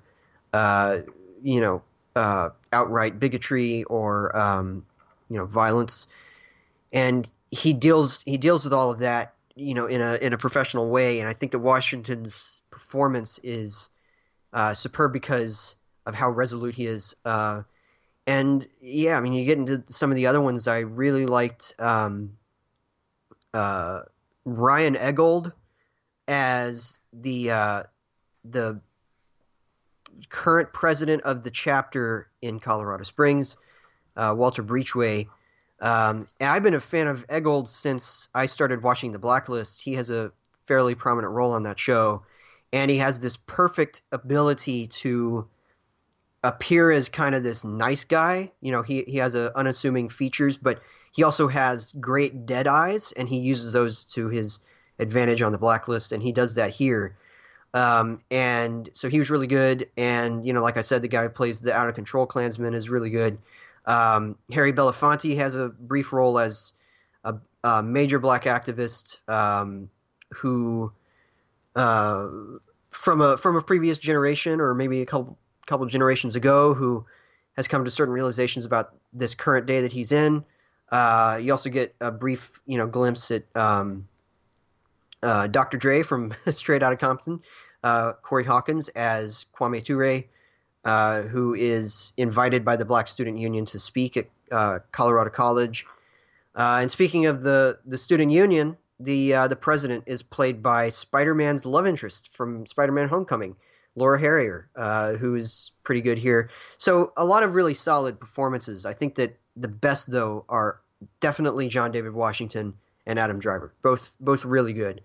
And to get into the filmmaking, I think that Lee is working on all cylinders. He just brings such a propulsive style to this story, and the editing by the great Bobby Alexander Brown, Brian Alexander Brown, who also edited Do the Right Thing, some of the best film editing I think of all time. And then the cinematography.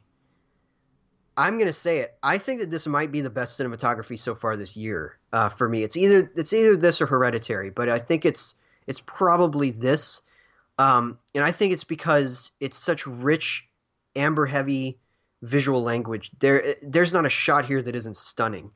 And it maybe not, it's not a lot of, beautiful, Rococo era portraits, but it's just stunning.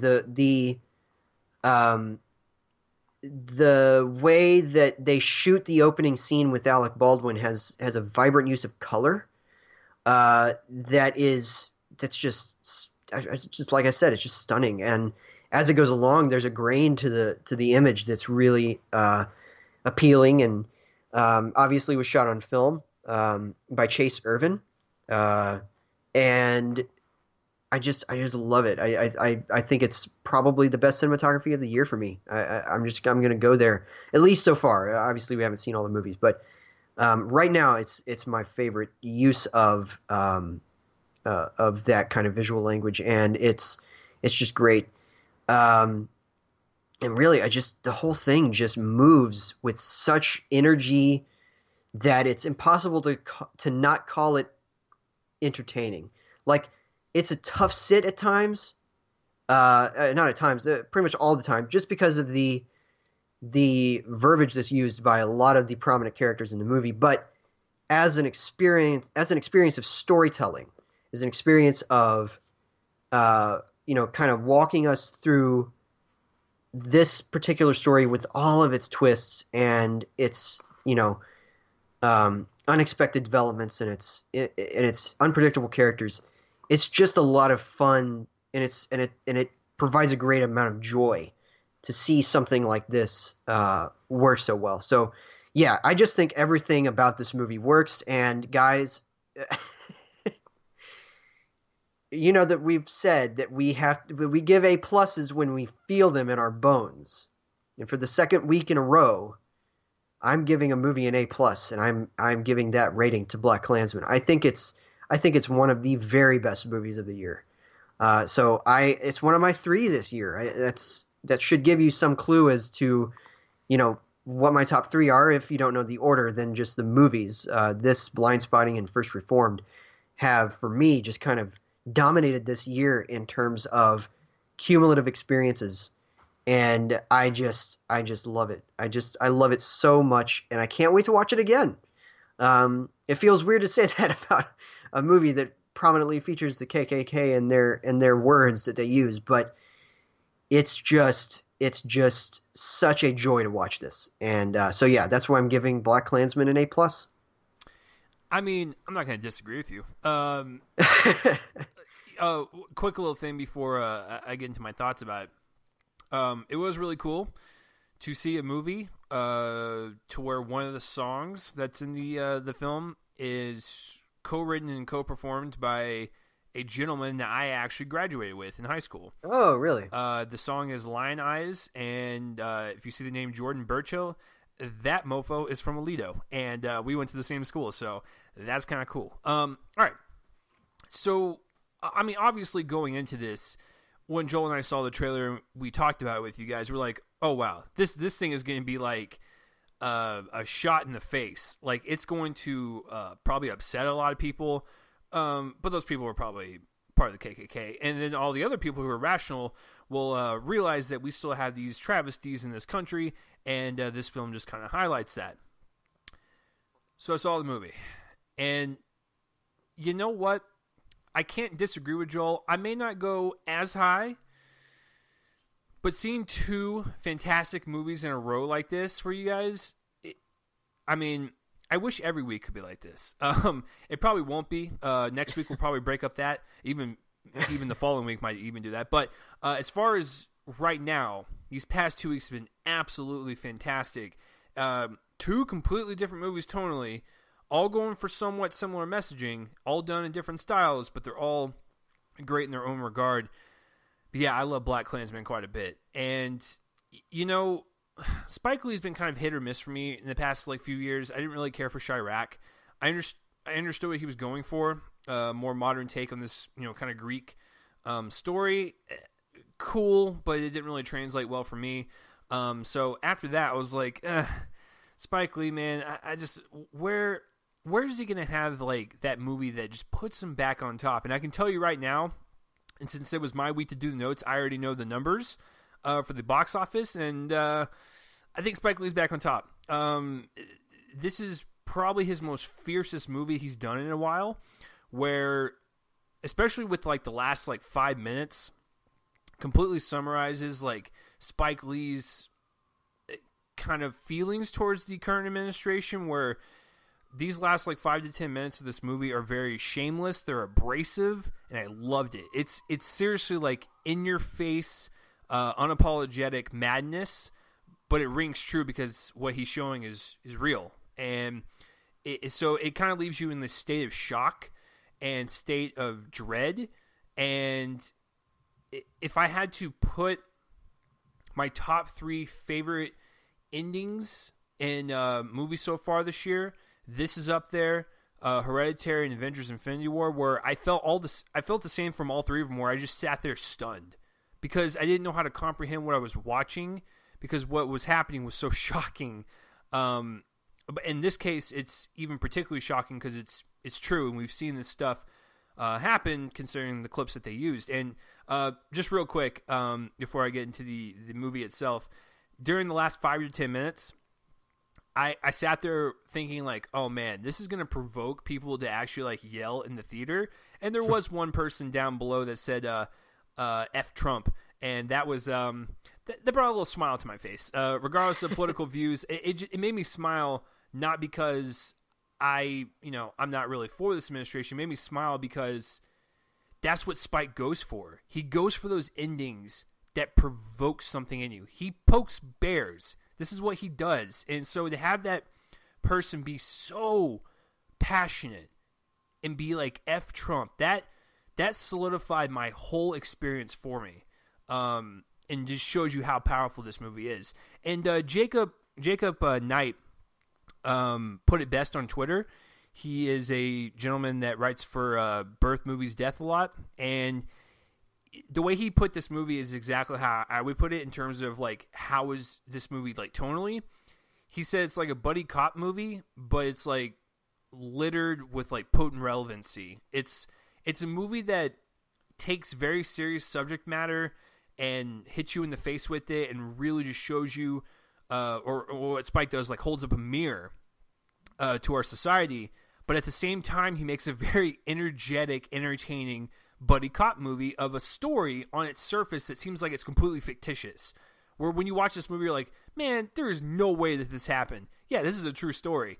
But that's what's so great about it, is that Spike is able to make this movie accessible to audiences by making it entertainment through its story, its characters, and its writing, but also make it this bullet of horror and relevancy that just strikes you, and you don't know how to comprehend what you just saw. And yeah, and I love how the ending also, just to quickly talk about this, the ending, and I wrote it in the last sentence of my review, but the ending kind of offers us a reminder that the past, if we don't learn from it, the past is going to come back around to the present, and it's going to repeat itself. And I think that it's also kind of, in a way, it's a plea for the future not to be that way. Yeah. And for us to actually learn a lesson from that period of time, obviously there were certain people who didn't, otherwise there wouldn't have been a rally like that in 2017.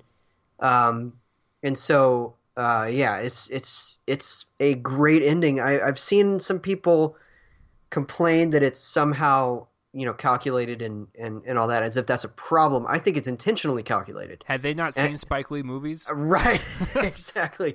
And plus, like, this isn't a subtle movie; it's a nuanced movie. There's a lot of layers here.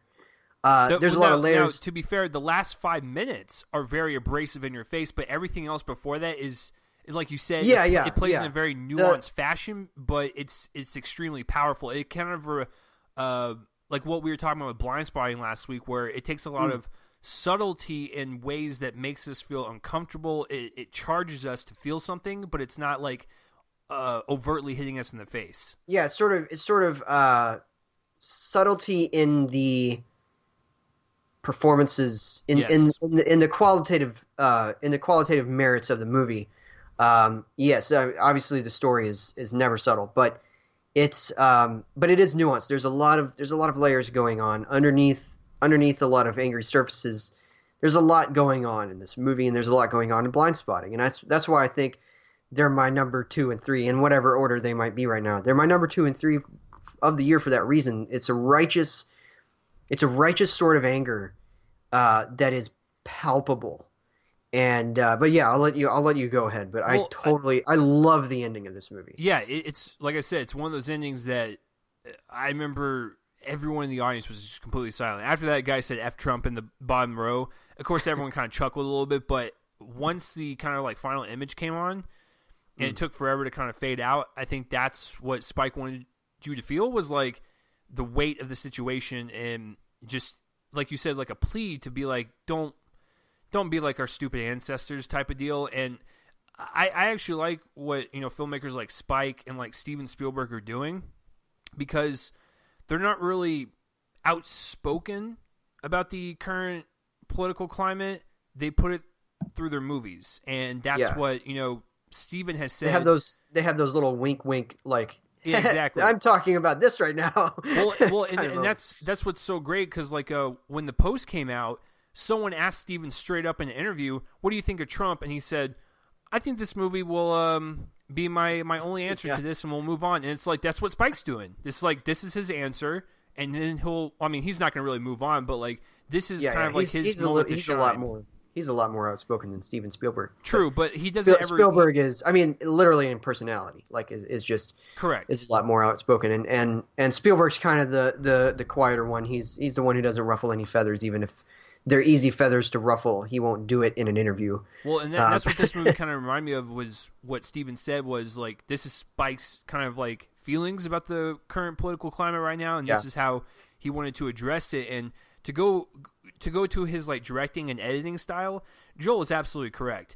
If you sat there, watch this entire thing, and you go, wow, I really felt the whole 2 hours and 15 minutes, and you're lying to yourself. You need to go to a psych ward and admit yourself, because this movie is quickly paced, it is energetic, and even some of the slower stuff, it's riveting because it's suspenseful. So like he balances this wonderful kind of act where he has comedy in some scenes, very uncomfortable comedy. He has very suspenseful dialogue between the KK members and like Adam Driver, or you might have these really great like sequences of Ron Stallworth calling David Duke on the phone. It's like it's very mundane stuff, but what Spike does is he makes it very, like I said, accessible to audiences, makes it very entertaining and super passionate type of filmmaking, where it's just going, even when it kind of scales back a little bit. And then of course on top of that, the movie looks tremendous. The wonderful gold amber is the type of color that's meant for films that are inviting. So it's a great contrast to the subject matter, because the subject matter is not inviting, and it really kind of exposes terrible people, but the kind of warm colors make you want to get into the movie more. It's a very weird kind of psychological effect, but it works. Yeah, and it's really not surprising to me. I mean, it's a nice little surprise. It's not really surprising to me though, because it's from Lee, and I Do the Right Thing is some of the best color photography in the history of the practice. It's just, I mean, it's even better than this. It's just stunning work, because what it does is it makes you feel the heat of the day that the movie's set on. And so that's sort of like what he does here, in terms of he's evoking a lot of emotional responses through his cinematography. And that's what he does regularly. And he did that in Malcolm X with just different colors, but it's something that he does, and I love that about his. Well, and it makes that whole like final, I'll say climax, not the last 5 minutes of the movie, but the climax of the movie. It makes it a lot more horrifying because the movie looks like this warm, comfortable movie, and then when that final climax happens, it almost puts reality in check, and you're like, wow, this is this stuff still happens type of deal. And so, the color palette kind of works for that. And then to go on the performances really quickly, I said this to my girlfriend, and she couldn't hear it, but I swear to you, I had never seen John David act in anything before. And I swear to you, I could close my eyes and you can hear his father. He sounds so much like Denzel. It's kind of frightening. Yeah, he was on Kimmel, I think, recently. Was it Kimmel? Yeah, I think it was Kimmel. And I did that same thing during the interview where he's not speaking as the character. He's speaking more as himself. And you close your eyes and it's very much like Denzel. It's like you said, crazy. Like he captures like the way he acts, his mannerisms, his voice. It's basically Denzel Jr.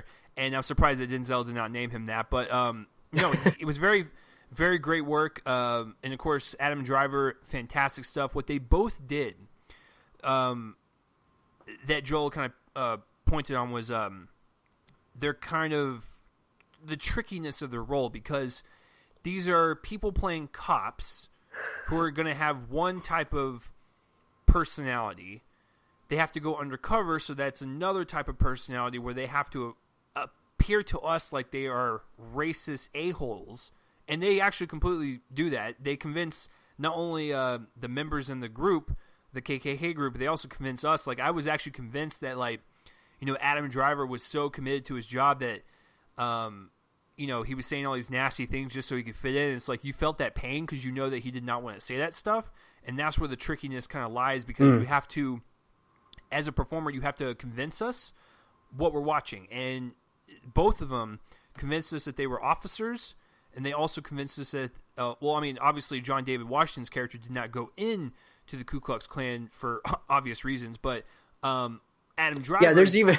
I just wanted to point out, there's even a funny little moment where he's talking to his... not the police chief, but the sergeant that's kind of, or the captain or whatever, that's right above them. Yeah. And he's talking about how... And he's kind of like leading him through, the phone call, that initial phone call, and the captain saying, so they want to meet you. and he says yes, and there's this little like perfectly timed pause from the captain. He's like, yeah, you probably don't want to go to that meeting. Yeah, you probably want to stay away from that. But yeah, it's a great moment. Anyway, that's what's so great about it, is that they can infiltrate, convince us, and do all this like detective work, and it's just completely believable. But I think the standout performance is Adam Driver, because in the scenes when he's talking with the KKK members and he's saying all this venomous stuff, you kind of believe it, and you feel like the pain behind his eyes, and you feel this kind of like weight that he's carrying with him, because you know that he does not want to do this, but it's for the betterment of his job, because they're going to bust these people. But man, it's the type of supporting performance that if it's not talked about by the end of the year, I will be deeply shocked. So I think if I had to pick my favorite, I love what John David did. I think he was very charismatic. I think he was a great lead for this movie, because when you're dealing with like detective work and stuff, it can get kind of boring and stale. But I think he has like his dad's type of acting, where he's going to become one of those people for me where if he's in anything, I'll watch it, just because he's so charismatic and kind of charming. But I think my favorite is the complexity of what Adam Driver did. And so, I mean, there's really nothing more to say. If I had to have like one minor nitpick, and this does not affect my grade, it's just something I kind of wish they would have done a little bit more. I could have watched like a 4-hour version of this. I kind of wanted a little bit more of Ron Stallworth, where yes, we got his job and everything, we got his social life, but I wish we would have gotten just a tad more. I don't know. I guess on his probably trivial, but maybe his past or just I don't know, just something. But it didn't really bother me just because I was so into the story. But just because he was our lead, and I don't know, maybe it was just on my part because I liked the character. I wanted to know more about him, and didn't really get that. But for a 2 hour and 15-minute movie, I think they did what they needed to do, and they did it with passion and just a furious type of attitude that Spike is always known for. I can't really go up to the A+ because I need to watch it again, but I am comfortably, without a doubt, going to say that this movie deserves an A. Straight up. Really no major issues with the actual filmmaking of it or the story. I just thought everything was on point. And I guess I forgot to mention Topher Grace's David Duke. Like you said, he comes off as like a reasonable, decent guy, but then once you start hearing his rhetoric, you're like, oh yeah, that's why he's a Grand Wizard. And that's what Topher Grace is great at. Like he's the type of actor that is very soft spoken, and he seems like a normal dude, which he does this in this one, but then he starts, saying, boy, get over here and all that stuff. You're like, oh, okay, yeah, he's a piece of crap. And so he did a really great job doing that, and it's very weird to say that. Yeah, he does a really good job kind of duping everybody. Yeah. Until there's a moment involving an arm around the shoulder that is very telling, because he kind of his true colors. Well, the colors that we all know, actually, it's not really true colors because those are the implication is the true colors are hidden, but to they're everyone not hidden. in the room, though, it's normal. It's just like to everybody in the room, it's normal, but it's a reminder for us. Like, yes, he's kind of putting on a show, a bit of a show at least, of being half decent, and then you put your arm around his shoulder if you're not white, and that's the it's one of those scenes that also you could hear a pin drop in the theater. So it's just there's a lot of moments like that. I will recommend this to anybody if you were curious about it or whatever. I'm telling you right now, these past 2 weeks have been incredible. I'm going to go ahead and just vouch for the other movie as well. If you have not seen Blindspotting or BlacKkKlansman, do yourself a favor and go enjoy some great cinema. I recommend both of these highly. And I know I keep grouping them up, but it's just fantastic that we've had two outstanding pieces of film in a row, and that's about to be broken. But, for the time being, it's been a great couple of weeks, Joel. And A+ from Joel over there and an A from me. Now, Joel, moving on to your surprise review. And, guys, I don't like to air our text conversations online, but I don't think Joel will mind this. He texted me, and he was like, man, BlacKkKlansman, that was some great stuff. But you know what? The Meg was even better, and I cannot believe I'm saying this. I'm like, Joel, are you okay? Like, did you have some morphine? And so he was like, no, I'm sober. I'm telling you right now, in terms of artistic value, the Meg is where it's at, and it completely just blows everything, pun intended, out of the water this weekend. And I'm really afraid to tell people. I'm like, Joel, I'm not gonna oust you online like that. You keep your personal feelings to yourself, and maybe you can tell the world one day that you're comfortable with telling them that the Meg is better than BlacKkKlansman. You are a dirty, rotten liar. Yes, I am. Yes. Okay. So yeah, my extra review is the Meg. This one is the new movie from director John Turteltaub, who, I had reason to look forward to this. I liked both of the National Treasure movies. They're both good fun.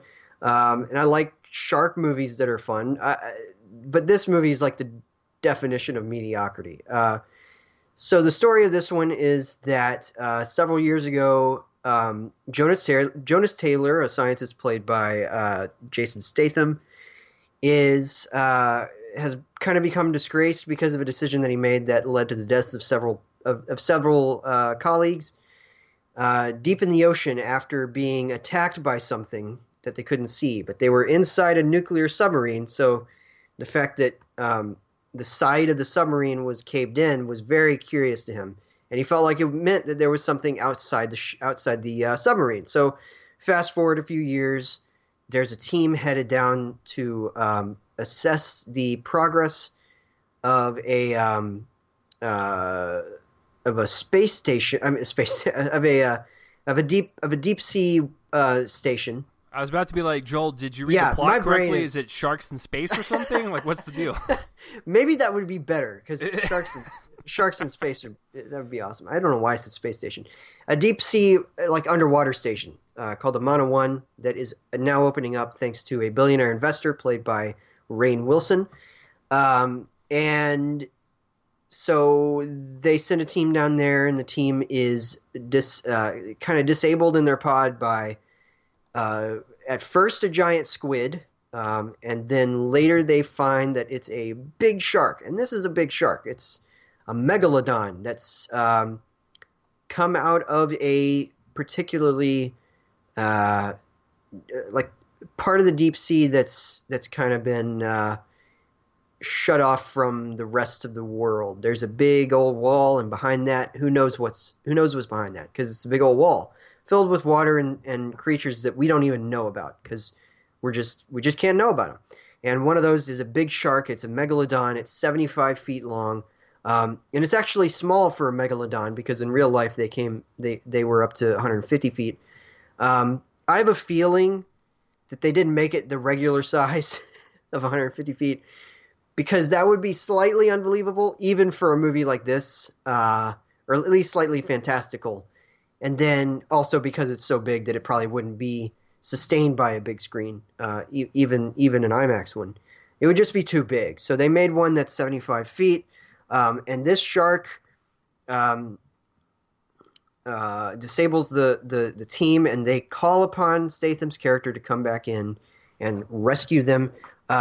Then what happens is the shark targets the station, and a bunch of crap hits the fan. So, yeah, I mean, if you are of the certain kind of audience who only want fulfilled promises, and by that I mean that this movie promises a big shark and gives you one. If that's the baseline of what you want, then I think that this movie is going to work better for you than me. I do want a little bit more because I think that this movie doesn't quite trust in its payoffs. And that's actually kind of true about the ending. And I'm not going to give away, it's really nothing to give it away here, but it does involve action around and on a beach because it's a shark movie. You have to have that. Where a bunch of people are directly in its line of path, line of, fire, whatever, line of eating. And the movie decides that it's going to set up this really promising situation, and then the danger that it provides the character, or the people, not really characters, but the extras, really it isn't dealt with in a way that is a good payoff, because what it does is it gives us a few random shots of the big shark, especially as its size relative to a human, underneath the swimmers at the edge of like in the safe part of a beach for all of them to be in. Yet it never really shows the shark try to put its dorsal fin, for instance, above the water. That you'd think that would be a smart thing to do. And then the only danger that it really provides them is the fact that a couple of platforms have been anchored to the bottom of the ocean floor, and the shark's fins get hooked on it, and it drags, because it's so much bigger than the platforms, it drags them. That's literally the only kind of danger that it provides the people in the climax of the movie. Of course, the climax is all about Statham and his team of people trying to kill the shark, so it goes back out farther into the ocean, and then the action takes place there. But you'd think that a movie that's a shark movie would have more sense to put some people in genuine danger. I mean, it kind of chomps at one group of people, and then it swims off, and it's just like it's a bit underwhelming, and that kind of sums up the whole movie. So Jason Statham comes aboard the station, kind of starts a romantic humana with this other scientist played by Bing Bing Lee, whose daughter is very precocious and put in a lot of danger. You have, of course, Rainn Wilson's characters kind of there to try to look at the monetary side of things. What's good for the business because he sees a gold mine in the news station and he's looking for something to invest in. And then you have the other members of the team, but they all kind of blur together. Ruby Rose, Paige Kennedy, Winston Chow, a bunch of other characters that all just kind of become, might become fish meat, might not, but yeah, it just kind of does the bare minimum. This is the kind of movie that does that, and I think that the scenes with the shark are fine. The visual effects are sometimes kind of um, un, unexpected or my thought process is losing it here. Kind of unspecial in a way. It's just kind of it's competent at its best, and I think, but it's really mediocre. And I just think Statham's solid because he's always solid. Yes, he gets to ride the shark at one point because that's what everybody expects. Yes, there's a Finding Nemo joke at one point, and a really clever one. That's actually one of the funnier moments because you don't expect who makes the joke or what the joke is going to be. That was pretty cool. But it's just the picture of mediocrity. It's just this thing that kind of sits on the screen. It barely does anything except for what it's the bare minimum of what it's asked to do. And it doesn't really do anything more than that. And I think that it kind of needed to. It kind of needed to take full advantage of this premise. I think it needed an R rating, first of all, because it's PG-13. It's apparently very different from what Jason Statham said he shot, because it was apparently very R-rated on set. But it needed that R rating because it's a shark movie. It's about a bunch of people getting attacked by a shark, and I think it needed to be Piranha. It didn't need to be something this tame. And I like Piranha a lot, the movie from 2010. I didn't see the sequel, but the first movie was good, and this one needed to be something like that. Fill it up with a bunch of language and also violence, a bunch of blood. There's barely any blood. It's very toothless, and I'm very proud of that pun. So yeah, I'm giving the Meg a C-. It's just the picture of mediocrity. It doesn't. It only does what it thinks it needs to do, and it kind of underestimates any sort of audience anticipation of its moments otherwise. So I know you're seeing it on Tuesday. I'm sorry to be a bug kill. A bug kill? Wow, a buzzkill. See, my brain is losing it this morning. Joel, I mean, if you're killing bugs for fun, I'm going to have to ask you to stop. That sounds very Michael Myers-y, and I don't really want you to go down that path. I have 6 or 7 magnifying glasses. No. Oh my god. Anyway, no, but yeah, I know that you're seeing it on Tuesday. I hope you like it more than me. I certainly don't hope people dislike movies, but yeah, I didn't really like it at all. It's just kind of blah for me. So C- for the Meg, but good news. There's another movie out. It's called BlacKkKlansman. It's great. Go see it. So that's my take on it, and it is my turn to guess the box office. Correct? Oh, Joel, I'm gonna just tell you this right now.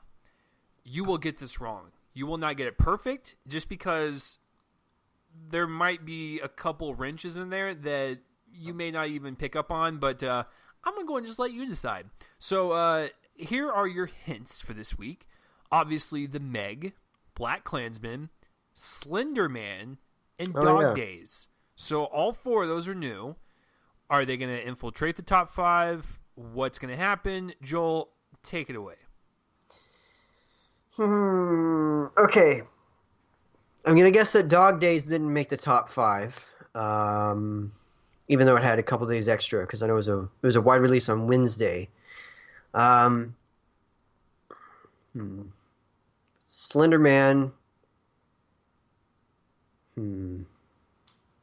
Okay, so last week there was Christopher Robin, Darkest Minds. Darkest Minds is definitely not in there.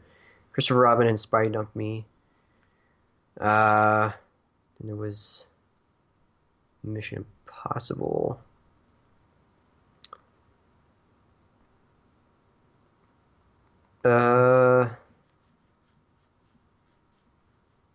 Equalizer 2.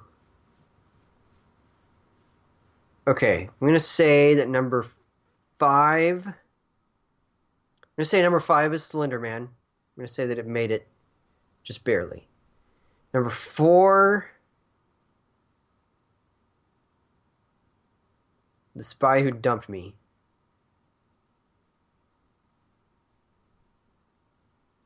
Number 3. No, hold on. Number 4. No. Okay, yeah, number 4. No, hold on. I'm sorry. Slender Man didn't make it. I'm going to say that number 5. I'm going to start over. Number 5 is The Spy Who Dumped Me. Number 4 is BlacKkKlansman. Number 3 is Christopher Robin. Number 2 is Mission Impossible. I'm going to say the shark movie won out, and the Meg is number 1. Okay. So you have 3 out of the 5 correct, but you have 4 that are in there that were correct. Okay. So The Spy Who Dumped Me came in at number 6 with 6.6 million. So that was obviously out. Here's where you screwed up, because I knew this was going to get you. It would have got me too, so I'm not saying that I'm any better, because guess what, folks? I ain't. Number 5, BlacKkKlansman, with 10.799 million on 1,500 screens. So it made about an average of a little over 7,100 a screen, which is fantastic. Yeah. Now, here's number 4. The only reason this is number 4, because it had almost 1,000 more theaters than BlacKkKlansman. Slender Man is number 4 with 11.3 million. So it just edged it out, but to be fair, it had more theaters, so I can't really say that it's unfair. It had more people to view it. Okay, so then the top 3 you got correct. Christopher Robin, number 3 with 12 million. Mission Impossible Fallout, number 2 with 20 million, and The Meg with 44.5. Now, to go to some of the specifics, BlacKkKlansman is actually not doing terribly. Its budget was 15 million, and it's made 10 million so far. And I think with word of mouth, that thing's going to skyrocket. Of course, part of that was Jason Blum's deal, because he makes movies on the cheap, and he co-produced this. So yeah, he and Jordan Peele tag teamed it together, and they did their thing. And hey, listen, but Blum has made some stinkers, but he is a smart man. I will keep saying that until he calls me and asks me to work for him. All right, so number 4 is like I said, Slender Man, and that movie cost $10 million. But guess what? It's going to do really well in streaming, and we're going to cry a little bit inside. Definitely no worldwide numbers, because this movie was in distribution hell for I don't know how long, and so it only has a domestic release. Christopher Robin, I suspect it's going to be a while until it releases elsewhere. Oh yeah, because of that thing probably won't even hit other countries until like 5 years from now. So go back on the shelf. So Christopher Robin, domestically 50 million. Worldwide at 62, and I think their budget was around 25-30 mil, so they're doing fine for a middle of the road Disney film. Number 2 is Mission Impossible Fallout, like I said, 20 million, very solid, dropping from first to second this week with 43% drop. It lost 500 theaters. That was the weird thing. I wonder if it was IMAX screens. And they probably put the Meg in there. So its budget is about 180, double that mark. I'm just going to say a very conservative amount. It's a very large amount, but I'm going to say around 475, 500 to break even. It's probably less than that, but I'm just going to shoot for the moon because I have no idea what the intricate purchase details are. I just think in broader terms. And right now worldwide it's at 437. It'll probably do that. It'll probably do very well in the next couple weeks, and especially when you have a movie coming out next week that no one's really talking about. This will continue to go into the top 5, and of course, home video streaming, it's going to do just fine. And then, of course, this is the kicker, because I didn't think it would ever make this much, but, with the Meg with $44 million, its budget is about 130, and with marketing and doubling that, we're looking at a cool 300 to break even. That's very expensive for this movie. Domestically, it opened with 44, and worldwide, it opened up in one weekend to 141. What the hell? So that means that shark movies are now back on the board, because I remember for the longest time when I worked at the movie theater, they had movies like Shark Night and all these other really terrible movies, and they tried to revigorate the shark genre, and it just never went anywhere. I think with this movie, this is going to tell a lot of sleazy producers out there, man, $141 million opening weekend, we should probably make one of our own. So guess what? The Meg has started a new shark renaissance, or sharkassance, and you can thank this movie for that. And if I'm wrong, I'm wrong, but I think there's going to be a lot more shark movies because of that number right there. So other little tidbits, The Darkest Minds, which opened up last weekend, dropped 64%. Only gained 2 more million this weekend. Probably one of the biggest YA fails I've seen in a very long time. Death of a Nation also dropped 60%. Thank God. And it made $950,000 with a grand total of $4.4 million. Now, to D'Souza's credit, his most profitable one was Obama's America, with like 30-something million. He's never reached that point. He never will again. But my question is, with all these people that are crying in my comment section, oh, this review sucks, it was great, I saw it.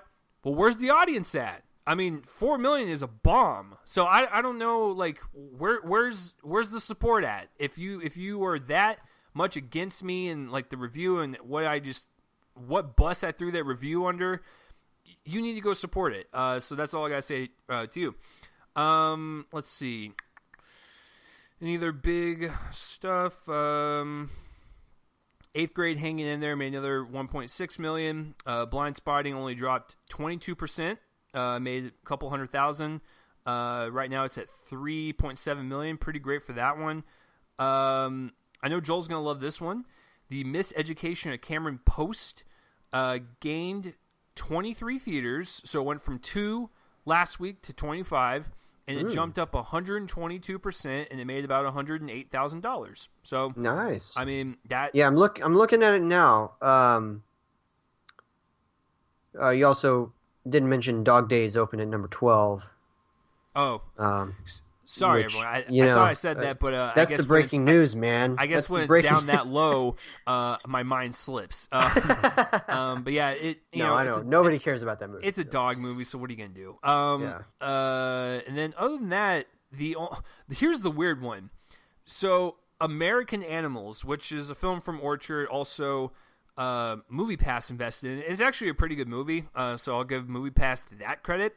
It jumped from 65th place to 41st place, and it gained 133% business and gained 1 theater. I'm like, those are like the weirdest statistics I've seen in a long time. So, yeah. No, it's a great movie, but it's just, wow, it jumped up that much just by gaining 1 theater. Where was that theater at? Please let me know.